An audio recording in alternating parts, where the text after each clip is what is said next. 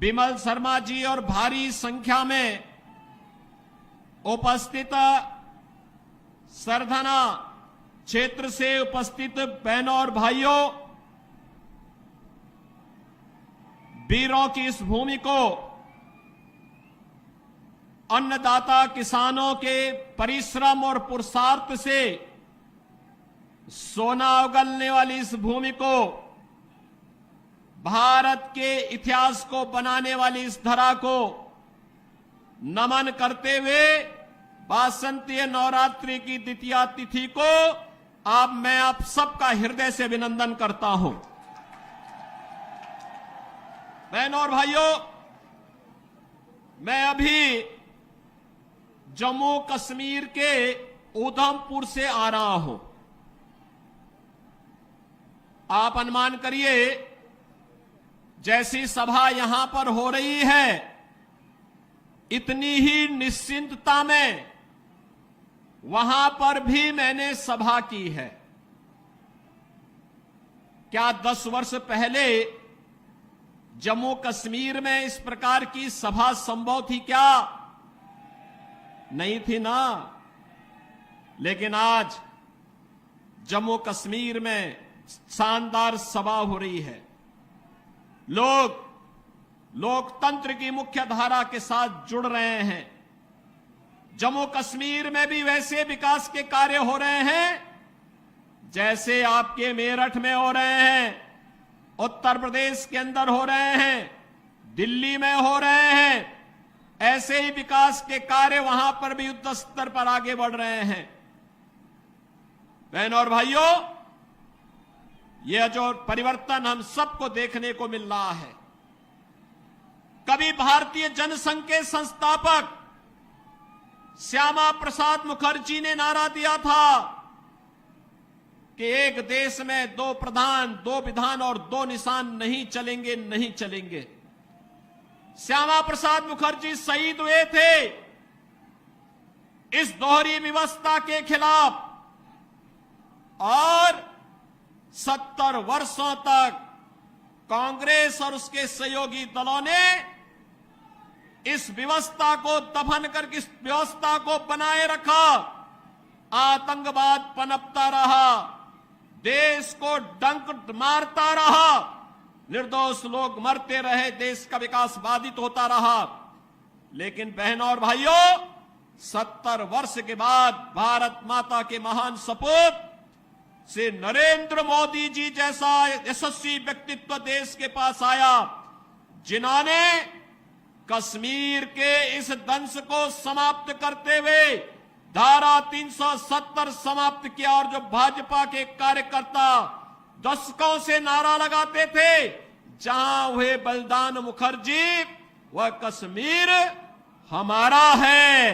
बहनों और भाइयों, आज उस कश्मीर को भारत का भिन्न हिस्सा बना करके मोदी जी ने साबित कर दिया है कि हमारे लिए राष्ट्र धर्म ही सर्वोपरि है। बहनों और भाइयों, यही स्थिति आज 140 करोड़ का भारतीय दुनिया के अंदर जहां कहीं जाता है, तो 140 करोड़ भारतीयों को वहां सम्मान मिलता है। लोगों के मन में भारत के प्रति सम्मान का भाव पैदा हुआ है। ये भी मोदी जी के कारण। बहनों और भाइयों, सीमाएं सुरक्षित हुई हैं। आज आप देखते होंगे, अगर कहीं कोई सिलेंडर किसी दुर्घटना से फट जाए ना, तो पाकिस्तान सफाई देता है कि नहीं नहीं, हमारा कोई हाथ नहीं है इसमें, क्योंकि उसे मालूम है कि कहीं ऐसा ना हो कि कहीं किसी आतंकी गतिविधियों में लिप्त पाकिस्तान परस्त तत्व का हाथ हो और फिर एयर स्ट्राइक में देने के लेने पड़ जाए पाकिस्तान को। बहनों और भाइयों, ये सारे और पराक्रम भारत का जो देखने को मिल रहा है, ये मोदी जी के नेतृत्व में भारतीय जनता पार्टी सरकार के कारण। देश के अंदर इंफ्रास्ट्रक्चर का जो कार्य हुआ, highway, railway, metro, expressway, IIT, IIM, medical college, और मेरठ को तो कहना ही क्या है, 12 लेन का एक्सप्रेसवे के साथ मेरठ दिल्ली के साथ सीधे जुड़ चुका है। मेरठ के लोग अब दिल्ली में नहीं रहना चाहते, बल्कि दिल्ली के लोग अपने लिए रहने के लिए मेरठ में आवास बनाना चाहते हैं, सरधना में और मुजफ्फरनगर में रहना चाहते हैं। क्योंकि जो दूरी पहले 5 घंटे में तय होती थी, अब उस दूरी को मात्र 45 मिनट से 1 घंटे में तय कर देते हैं। रैपिड रेल 32,000 करोड़ रुपए की राशि केंद्र और राज्य सरकार लगा करके रैपिड रेल की सुविधा के साथ मेरठ को जोड़ चुकी है। और बहनों और भाइयों, उत्तर प्रदेश का पहला स्पोर्ट्स यूनिवर्सिटी मेजर ध्यानचंद जी के नाम पर इसी विधानसभा क्षेत्र में, मुजफ्फरनगर लोकसभा क्षेत्र में बन रही है। 700 करोड़ रुपए की लागत से बन रहा विश्वविद्यालय। जो भी उसका मानक होगा वो इंटरनेशनल स्टैंडर्ड का होगा, कोई समझौता नहीं होगा। और वर्ल्ड क्लास यूनिवर्सिटी आपको हम लोग यहां प्रदान करने जा रहे हैं। मेरठ में 1 डिस्ट्रिक्ट 1 प्रोडक्ट में स्पोर्ट्स आइटम को हम लोगों ने प्रमोट किया है। आज मेरठ की आइटम, खेल की सामग्री दुनिया के अंदर बिक रही है। बहनों और भाइयों, मैं आप सबसे ये कहने के लिए आया हूं, एक तरफ विकास और दूसरी तरफ लोक कल्याण और गरीब कल्याण के कार्य। हर घर नल की योजना हो, हर घर बिजली का कार्य हो। एक तरफ भारत 4 वर्ष से 80 करोड़ लोगों को फ्री में राशन की सौगात दे रहा है, और दूसरी तरफ भिखमंगा पाकिस्तान कटोरा लेकर के दुनिया के अंदर भीख मांगता हुआ दिखाई दे रहा है। ये परिवर्तन है। अच्छा नेतृत्व आता है, देश को बुलंदियों की ऊंचाई तक पहुंचाता है। गलत लोग चुने जाते हैं, पाकिस्तान जैसी दलिद्रता आ जाती है। और पाकिस्तान में जो दलिद्रता है, ये वहां के नेताओं के कर्मों के कारण है। और भारत में जो आज संपन्नता है, यहां के यशस्वी नेतृत्व के कारण। मैं बहनों और भाइयों, आप सबसे यही कहने के लिए आया हूं, यही कहने के लिए मैं आपके पास आया हूं। ये जो परिवर्तन आपको देखने को मिल रहा है मेरठ में, पश्चिमी उत्तर प्रदेश में, जो लोग गुमराह करने का कार्य कर रहे हैं, ये वही लोग हैं जिन्होंने संगीत सोम और संजीव बालियान को जेल के अंदर डाल करके यहां की जनता को कर्फ्यू में झोंकने का काम किया था। और मैं आज आपसे ये कहने के लिए आया हूं, ये चुनाव हमारा व्यक्तिगत रूप से किसी व्यक्ति के साथ मतभेद हो सकता है, लेकिन विचारधारा, राष्ट्र धर्म हमारे लिए सर्वोपरि है और इसके साथ कोई समझौता नहीं हो सकता है। जहां पे राष्ट्र धर्म को चुनने की आवश्यकता पड़ेगी, हम सब कुछ छोड़ करके राष्ट्र धर्म को चुनेंगे और राष्ट्र धर्म के लिए अपने आप को बलिदान कर देंगे। इसमें किसी भी प्रकार का कोई संकोच नहीं होना चाहिए। और इसीलिए मैं आपका आह्वान करने के लिए आया हूं, हमें वह सरकार चाहिए जो कांवड़ यात्रा चला सके। कर्फ्यू लगाने वाली सरकार नहीं चाहिए, कर्फ्यू लगाने वाले लोग नहीं चाहिए। हम लोग इस बात को ध्यान में दें, जो लोग कर्फ्यू के पक्षधर रहे हैं, दंगा पॉलिसी जिनकी इस पूरे क्षेत्र में यहां के निर्दोष नागरिकों पर झूठे मुकदमे दर्ज करके यहां के नौजवानों के जीवन को जिन लोगों ने निगलने का काम किया था, उन लोगों को कभी माफ करने की आवश्यकता नहीं। जो ये लोग आए होंगे, तमाम प्रकार की बातें कहने के लिए आए होंगे। बहनों और भाइयों, मैं आपसे एक बात और कहना चाहता हूं। आपने महाराणा प्रताप का जीवन देखा होगा। महाराणा प्रताप, जब महाराणा प्रताप की बात होती है तो भारत के स्वाभिमान की बात होती है, भारत के सम्मान की बात होती है। स्वधर्म और स्वराष्ट्र के लिए कैसा बलिदान चाहिए। सत्ता नहीं, घास की रोटी खाएंगे, लेकिन विदेशी हुकूमत के सामने कभी सिर नहीं झुकाएंगे। बहनों और भाइयों, जिन लोगों ने कर्फ्यू करके इस क्षेत्र में बहन बेटियों की इज्जत को नीलाम करने का काम किया था।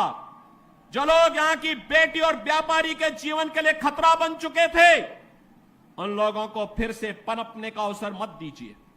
वे लोग आएंगे, दुम दबा करके आएंगे, बाद में गिरेबान को पकड़ करके इस पूरे क्षेत्र में फिर अव्यवस्था और अराजकता फैलाने का कार्य करेंगे।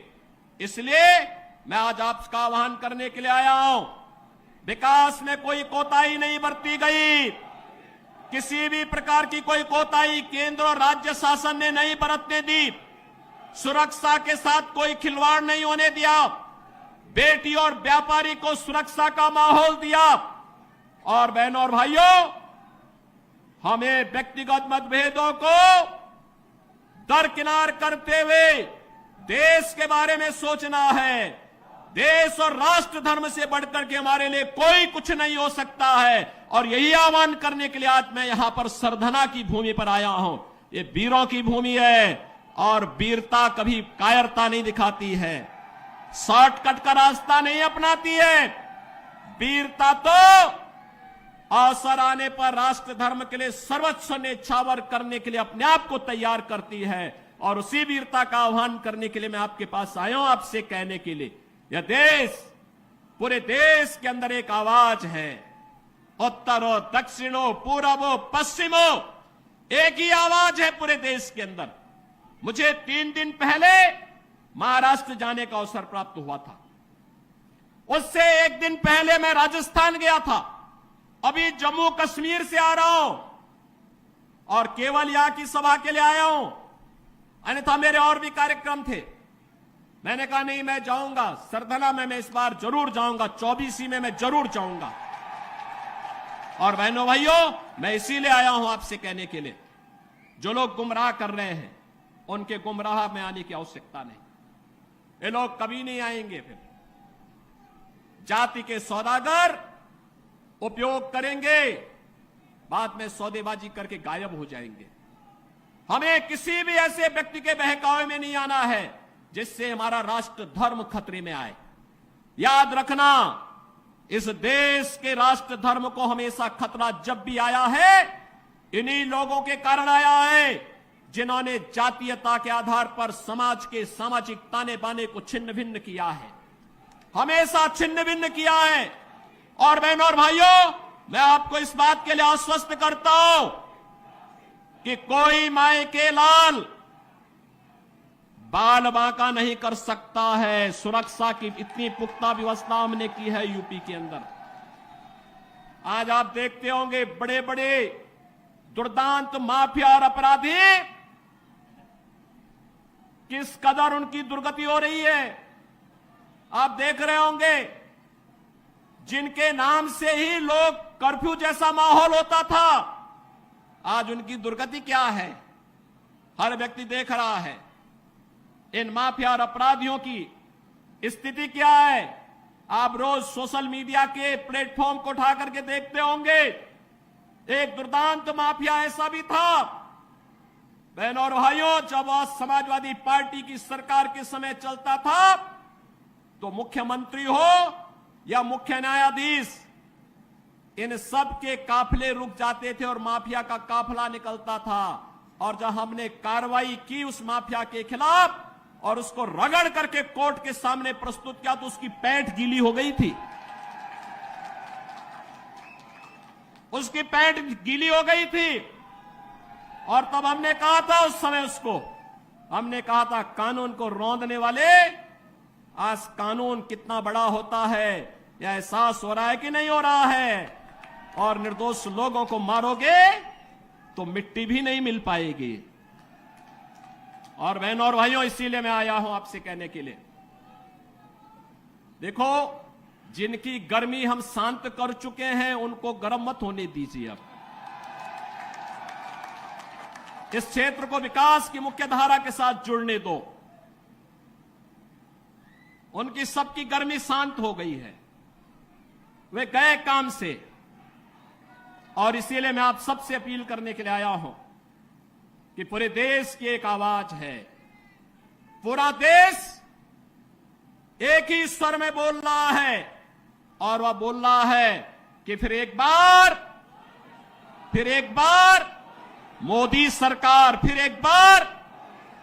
थोड़ा जोर से बोलिए, यहां की आवाज दिल्ली तक पहुंचाइए। फिर एक बार मोदी सरकार। यह मोदी सरकार की जो गूंज पूरे देश के अंदर है, इस पूरी गूंज को घर घर पहुंचाना है। मोदी जी का प्रतिनिधि बन करके और स्वयं मेरा प्रतिनिधि बन करके आपको जाना होगा। सहमत हैं? सहमत हैं? हमें कमल चुनाव चिन्ह देखना है। हमें कमल चुनाव चिन्ह देखना है। आप सहमत हैं? सभी लोग सहमत हैं? बहनों और भाइयों, सरधना विगत चुनाव में संजीव बालियान जितने वोट से जीते थे, उसके दुगने वोट से जिताने की जिम्मेदारी सरधना को मैं दे रहा हूं। और बहनों और भाइयों, आप जिताएंगे तो मैं दोबारा फिर आऊंगा, यहां पर आऊंगा, फिर दोबारा आकर के आपके साथ बैठूंगा और बैठ करके फिर आपसे चर्चा करूंगा। और इसीलिए आपसे अपील करने के लिए मैं आया हूं। यह जिम्मेदारी आपकी है। मोदी जी को तीसरा कार्यकाल मिलना चाहिए, क्योंकि मोदी जी के नेतृत्व में हमारा भारत ग्लोबल पावर बनेगा, दुनिया की एक बड़ी ताकत बनेगा। ग्लोबल पावर बनने के लिए विकसित भारत चाहिए, और विकसित भारत के लिए विकसित उत्तर प्रदेश चाहिए, और विकसित उत्तर प्रदेश के लिए विकसित मुजफ्फरनगर और विकसित मेरठ भी चाहिए। सहमत है ना? और विकसित मेरठ और मुजफ्फरनगर के लिए कमल चुनाव चिन्ह और भाजपा चाहिए। सहमत हैं? सभी लोग सहमत हैं? तो भाई मेरे साथ फिर दोनों हाथ उठा करके बोलिए, जहां तक मेरी आवाज जा रही है। दोनों हाथ उठाइए, दोनों हाथ उठाइए, दोनों हाथ उठा करके बोलेंगे, भारत माता की, भारत माता की, भारत माता की जय श्री राम, जय जय श्री राम, जय जय श्री राम।